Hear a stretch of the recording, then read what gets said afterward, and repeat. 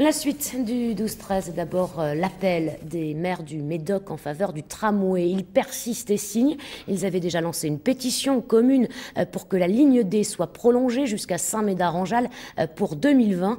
Aujourd'hui, ils ont décidé de maintenir la pression, comme le montre ce reportage à Sainte-Hélène.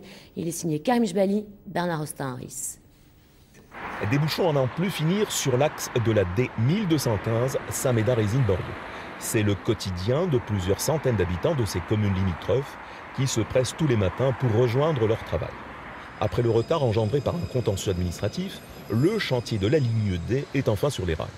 La métropole table sur une mise en service fin 2018, début 2019. Mais cette échéance reste encore bien lointaine pour le collectif des maires des communes du Sud-Médoc.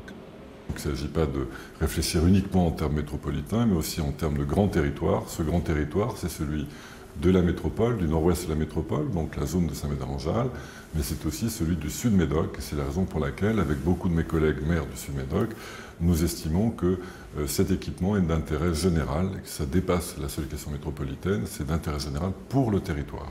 Se pose la question du financement de cette intermodularité. Le département serait mis à contribution, mais le temps presse pour toutes ces communes rassemblées pour ce projet qui dépasse les clivages politiques.